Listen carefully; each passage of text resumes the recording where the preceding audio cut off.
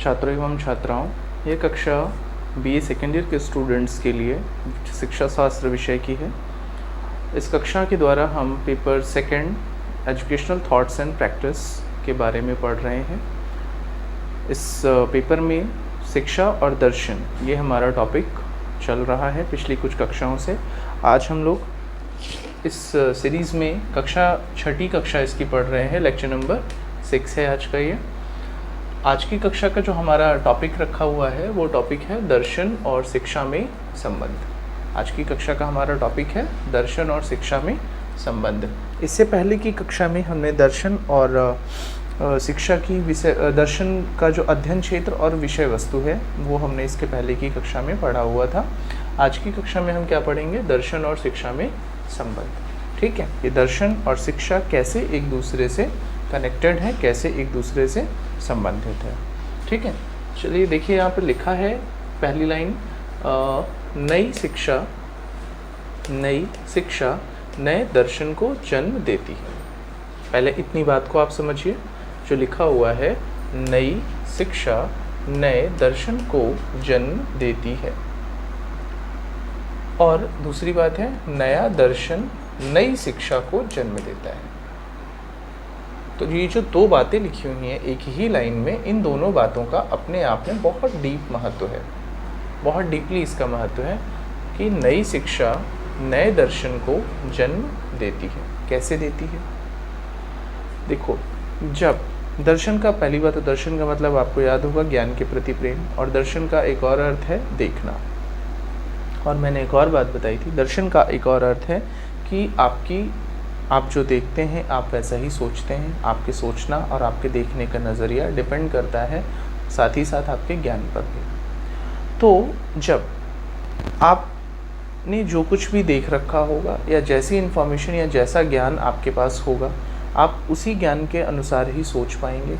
जब तक आपको नया ज्ञान प्राप्त नहीं होगा या आपके पहले जो भी आपको ज्ञान प्राप्त है उस ज्ञान में जब तक कुछ नया नहीं जुड़ेगा, तब तक आपकी जो देखने का नज़रिया है, किसी भी वस्तु किसी भी चीज़ को देखने का नज़रिया है, किसी भी वस्तु किसी भी चीज़ को सोचने का जो आपकी जो सोच है वो परिवर्तित नहीं होगी। ठीक है, इसीलिए यहाँ पर लिखा हुआ है कि नई शिक्षा नए दर्शन को जन्म देती है। इस बात को एग्जाम्पल से अगर हम डिस्कस कर आपको समझाने का प्रयास करें तो समझिए ज़रा। एग्जाम्पल बहुत आसान है। नई शिक्षा नए दर्शन को जन्म देती है। मैंने दर्शन बताया ना, आपकी सोच से रिलेटेड है, जो आप देखते हैं, जो आप समझते हैं उससे रिलेटेड है। और नई शिक्षा यानी नया ज्ञान, जो नया ज्ञान आपको मिलता है उससे रिलेटेड है। तो आप ज़रा समझिए, नई शिक्षा यानी कि अभी से अपने कुछ 50-1 साल पीछे चलते हैं। लगभग 50 साल पहले हमारे भारत देश में कन्याओं को शिक्षा देने का प्रचलन नहीं था। हमारे भारत देश में प्रथा थी, हमारे भारत देश में ऐसे मान्यता थी। क्या मान्यता थी? कि कन्याओं को शिक्षा देने का कोई फ़ायदा नहीं, उन्हें तो मात्र घर संभालना होता है। तो उन्हें हमें इतना ज़्यादा पढ़ाना लिखाना नहीं है, इवन इतना ज़्यादा क्या बिल्कुल भी नहीं पढ़ाया जाता। लेकिन धीरे धीरे कई समाज सुधारकों ने हमारे देश के लोगों को, देश की जनता को जागरूक किया, लोगों को ज्ञान दिया, लोगों को समझाया कि नहीं, ऐसा नहीं है। जितनी आवश्यकता एक बालक को शिक्षा की है उतनी ही आवश्यकता एक बालिका को भी है। अर्थात बालक एवं बालिकाओं दोनों को बराबर ज्ञान देने की आवश्यकता है, बराबर शिक्षा की आवश्यकता है। इससे हमारे समाज की उन्नति ही होगी, अवनति नहीं होगी। हमारा समाज आगे बढ़ेगा। जब घर की कन्या भी पढ़ेगी तो जो पूरा परिवार है वो और खुशहाल होगा। साथ ही साथ कन्या पढ़ लिख कर परिवार की समृद्धि में भी सहायक होगी। ऐसे ज्ञान को हमारे समाज के समाज सुधारकों ने पूरे देश की जनता के बीच में फैलाया। धीरे धीरे जैसे जैसे समय बढ़ा, लोगों ने इस तरफ ध्यान देना शुरू किया। लोगों का सोचने समझने का नज़रिया बदला। इनके कुछ एग्जाम्पल्स भी उन समाज सुधारकों ने सबके सामने प्रस्तुत किए। कई इसके एग्जाम्पल्स हमारे सामने आए, जो कि उस काल में जो समाज सुधारक हुआ करते थे उन्होंने लोगों को बाकायदा अपने जैसे जिस भी गांव क्षेत्र में या जिस भी क्षेत्र में वो लोगों को इस बात को समझा रहे हैं, उस क्षेत्र से रिलेटेड यदि कोई कन्या पढ़ लिख कर कुछ उसने अच्छा कार्य किया है तो उसके बारे में बताते थे, उनको प्रेरित करते थे। ठीक है, हमारे प्राचीन वैदिक काल में जो प्रमुख विदुषी स्त्रियां हुआ करती थी उनका उदाहरण दिया जाता था, जिसके द्वारा एक नई चेतना जागृत हुई, लोगों में एक नया ज्ञान लोगों तक पहुंचा, लोगों ने इसके बारे में सोचना शुरू किया, लोगों की सोच बदली, अर्थात लोगों का एक तरह से दर्शन बदला, देखने का नज़रिया बदला। क्या देखने का नज़रिया बदला? शिक्षा को देखने का। किसके लिए? कन्याओं के लिए, लड़कियों के लिए, महिलाओं के लिए। तो उनको जब देखने का नज़रिया बदला तो यहाँ पर ये बात सत्य हुई कि जो नई शिक्षा है, यानी जो उन भारत के देश की जनता को जो नया ज्ञान या नई शिक्षा दी गई, नई बात बताई गई, उससे उनको नई सोच मिली, उनका नया दर्शन, उनको उनके देखने का नज़रिया बदला। ठीक है, जिससे कि कन्याओं की शिक्षा पर भी उन्होंने ध्यान देना शुरू किया। अब जब कन्याओं की शिक्षा पर ध्यान देना शुरू किया तो जब कुछ लोगों ने, पहले मुट्ठी भर लोगों ने इस काम को शुरू किया, फिर उनको देखकर और लोग इसके लिए मोटिवेट हुए, फिर धीरे धीरे अब पिछले कुछ वर्षों में जनगणना के आधार पर भी हम देख पा रहे हैं कि हमारे देश में कन्याओं के शिक्षा का स्तर का ग्राफ भी लगातार बढ़ रहा है। अभी भी संतोषजनक स्थिति पर नहीं पहुंचा है, लेकिन लगातार बढ़ रहा है, प्रगति की ओर है। इससे एक बात क्लियर होती है कि जो नई शिक्षा है वो नए दर्शन को जन्म देती है, यानी कि लोगों को ज्ञान प्राप्त हुआ तो उनकी सोच बदली, अर्थात नई शिक्षा ने नए दर्शन को जन्म दिया। अब जो नई बात यहाँ इसके आगे बात लिखी वो क्या है? जो नया दर्शन है वो नई शिक्षा को जन्म देता है। अब नया दर्शन अर्थात जो आपकी नई सोच है वो आपकी नई शिक्षा को जन्म देगी, नई बातों को सीखने के लिए आपको प्रेरित करेगी। अब आपका सोच, आपका नज़रिया बदला कि भाई हम कन्याओं को पढ़ाएंगे, ठीक है, चलो ये आपका सोच बदला, आपने पढ़ा। अब इसके साथ साथ आप यहाँ पर एक और प्रश्न खड़ा हो जाता था कि क्या कन्याएं वो कार्य कर सकती हैं जो घर के बालक करते हैं?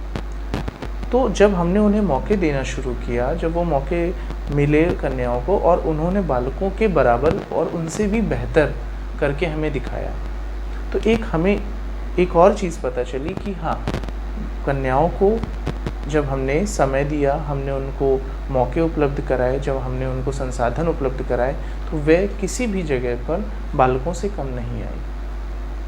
ठीक, तो यहाँ पर ये बात भी सिद्ध हुई कि जो हमारा या जो हमारे देश की जनता का जो नया दर्शन है, जो हमारी नई सोच है, उन्होंने उनके नए ज्ञान को भी जन्म दिया, नई शिक्षा को भी जन्म दिया, और अब शिक्षा व्यवस्था को दोनों के लिए बिल्कुल बराबर माना जाने लगा, अर्थात बालकों के लिए भी और बालिकाओं के लिए भी।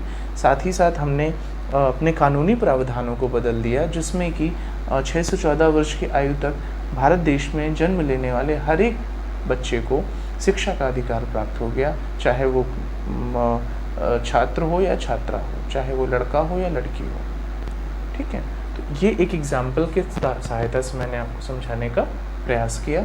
आई होप आपको ये चीज़ समझ में भी आई होगी।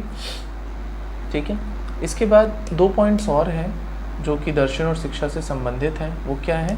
दर्शन का शिक्षा पर प्रभाव, और दूसरा पॉइंट है शिक्षा का दर्शन पर प्रभाव, अर्थात दर्शन किस प्रकार शिक्षा पर प्रभाव डालती है और शिक्षा किस प्रकार दर्शन पर प्रभाव डालता है। तो ये अभी जो मैंने एग्जाम्पल दिया, उस एग्जाम्पल में भी ये बात क्लियर हो रही थी जो कि यहाँ पर है। ठीक है, कि किस प्रकार दर्शन ने लोगों की शिक्षा पर प्रभाव डाला और किस प्रकार शिक्षा ने दर्शन पर प्रभाव डाला। ठीक बात है, इतनी बात क्लियर हुई। ठीक है, आगे देखिए, शिक्षा दर्शन के निर्माण की आधारशिला है। एक पॉइंट ये भी है, इम्पॉर्टेंट पॉइंट है, इसका अर्थ समझिए आप कि शिक्षा दर्शन के निर्माण की आधारशिला है। किसके निर्माण की? दर्शन के निर्माण की। अर्थात जब किसी का भी दर्शन, किसी का भी देखने का नज़रिया कब बदलता है, कब बढ़ता है? जब उसे ज्ञान प्राप्त होता है, जब उसे शिक्षा प्राप्त होती है, तभी तो कहा जाता है कि जो शिक्षा है वो क्या है? दर्शन के निर्माण की आधारशिला है, यानी बेसिक है किसका? दर्शन का। कौन? शिक्षा। ठीक, आगे देखिए, शिक्षा क्या है? वो दर्शन को जीवित रखती है। बिल्कुल सही बात है। यदि व्यक्ति शिक्षित नहीं है, व्यक्ति को ज्ञान प्राप्त नहीं है, तो वो उसका जो सोच है, उसकी जो देखने का नज़रिया है, जो उसका दर्शन है, वो दर्शन कैसा होगा? पिछड़ता चला जाएगा, पिछड़ता चला जाएगा, और समय से जब पीछे हो जाएगा तो हम उसे जीवित नहीं मानेंगे। व्यक्ति को नहीं, उसके दर्शन को जीवित नहीं मानेंगे। अगर आज के समय में आपके सामने आकर कोई कहे कि जो स्त्रियां हैं, यदि उनके जो वर हैं उनकी अकाल मृत्यु हो जाए तो स्त्रियों को उनके साथ में सती हो जाना चाहिए। अगर आपसे आज के समय में आकर ये बात कोई कहे तो आप उसे क्या बोलोगे? क्या पागल इंसान हो गए हो आप? ये प्रथा ना जाने कब समाप्त हो गई। क्योंकि लोगों में ज्ञान का संचार हुआ, लोग ये चीज़ सीख पाए, लोग ये समझे कि ये प्रथा सही नहीं है, जीने का अधिकार सबको है। अगर किसी की अकाल मृत्यु हो जाती है तो उसकी मृत्यु से किसी दूसरे को अपने आप को समाप्त कर देना कहीं से भी सही नहीं है। ठीक है, ये कभी प्रथा थी, सती प्रथा हमारे देश में थी, जिसे हमारे महान समाज सुधारक राजा राम मोहन राय के प्रयासों के द्वारा इसे समाप्त किया गया। तो अगर उस बात को आपके सामने आज कोई रख दे और आपके सामने आज कोई इस तरह से बोले तो आप क्या कहोगे? कि आप क्या पागल हो गए हो? ये कैसी बात कर रहे हो आप? ठीक है, तो इसका मतलब ये है कि जो शिक्षा है वो दर्शन को क्या करती है? जीवित रखती है। नित्य नए जो आपके प्रयोग हैं, जो आपका ज्ञान है, वो आपकी सोच और आपके दर्शन को जीवित रखता है। ठीक, आगे देखिए, नेक्स्ट पॉइंट है शिक्षा दर्शन को नई समस्या से परिचित कराती है। जब देखिए, दर्शन को नई समस्या से मतलब यहाँ किसी प्रॉब्लम से नहीं है, मतलब समस्या से यहाँ मतलब है जो नए नए प्रावधान या जो नए परिवर्तन आ रहे होते हैं उनसे परिचित कौन कराता है? शिक्षा। ठीक है, अगर आपको ज्ञान नहीं है, आप शिक्षित नहीं हो, तो आप ना तो उन नई समस्याओं के बारे में सोच सकते हो, ना उनके बारे में समझ सकते हो। ठीक है, अगला पॉइंट है शिक्षा दर्शन को गतिशील रखती है। शिक्षा दर्शन को गतिशील रखती है। कैसे गतिशील रखती है? कि देखिए, शिक्षा जो है वो दर्शन की निर्माण की आधारशिला भी है, उसे जीवित भी रखती है, और उसे गतिशील कैसे रखती है? कि जिस तरह समय समय पर जो परिवर्तन होते रहते हैं, उसके कारण हम कह सकते हैं जो शिक्षा है वो दर्शन को गतिशील रखती है। ठीक है, तो आई होप आपको आज की कक्षा से दर्शन और शिक्षा के बीच में जो संबंध होता है वो डाउट क्लियर हुआ होगा। ठीक है, आज की कक्षा में हम लोग यहीं तक रखेंगे। इसके बाद अगली कक्षा में नए टॉपिक के साथ फिर से आएंगे। तब तक के लिए धन्यवाद।